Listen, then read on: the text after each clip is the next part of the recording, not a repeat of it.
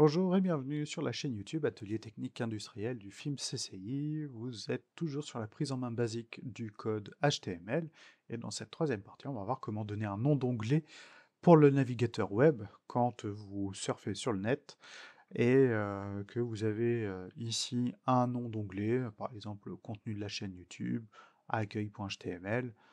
Si je tape ici Google par exemple, bon, bah, c'est le nom ici qui s'affiche, donc là, mon nom d'onglet, bah, c'est ce que nous, on va tenter de faire ici pour remplacer accueil.html, hein, qui est pas très beau. Et ben, c'est ce nom-là qu'on va tenter de remplacer ou de créer.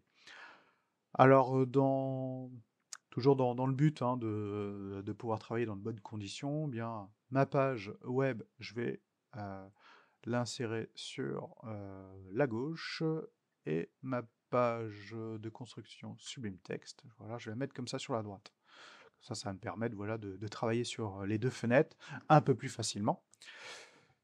Donc pour donner un titre, ici, bah, il n'y a rien de plus simple, hein. On venait de créer notre structure HTML sur Sublime Text. Eh bien notre titre d'onglet, on va le saisir ici entre la balise ouvrante title et la balise fermante title. Donc ici, je vais la nommer convoyeur. Alors pourquoi convoyeur hein? Bah, pour rappel, c'est le but de notre TP, hein. Donc au final, à la toute fin de cette prise en main sur le HTML et le CSS, bah, c'est d'arriver à ce type de page. Donc cette page, le but c'est de piloter ici un convoyeur, donc bah, on va le nommer hein, tout simplement convoyeur. Euh, cette construction a été faite, mais elle n'a pas encore été enregistrée. Donc toujours pareil, hein, vous faites file, vous faites save, ou save as, hein, si vous voulez l'enregistrer sous. Moi, je vais l'enregistrer tout simplement et je vais surtout utiliser les raccourcis clavier. Donc ça, je vous conseille hein, aussi de les utiliser, hein.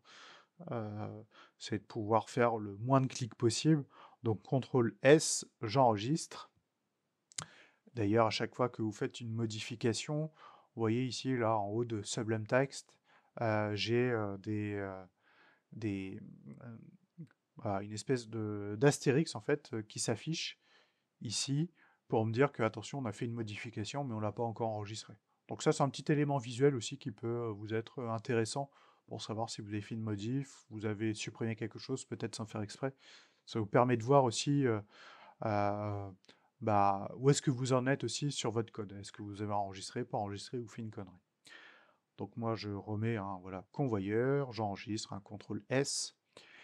Et ici, bah, ma page web s'appelle toujours accueil.html. Il faut juste que je réactualise cette page-là, que je la réactualise ou que je la rafraîchisse. Alors pareil, hein, donc on a peut-être l'habitude d'utiliser ici le petit bouton réactualiser, ou alors vous faites raccourci clavier, un CTRL R, et quand vous cliquez dessus, eh bien, je vois ici mon onglet hein, qui a changé. Il s'appelle plus accueil.html, mais convoyeur. Toujours pareil, je fais clic droit, je fais afficher la source de la page, et là je retrouve mon code HTML, et je vois bien que c'est correspondant avec ce que moi j'ai écrit sur Sublime Text, entre title ouvrant, title fermant, je retrouve bien ici le terme de convoyeur d'afficher. Donc voilà pour cette partie, c'était vraiment pas très compliqué, c'était vraiment très rapide. Prochaine vidéo, on va voir comment ajouter des commentaires dans un code HTML. Allez, je vous dis à tout à l'heure.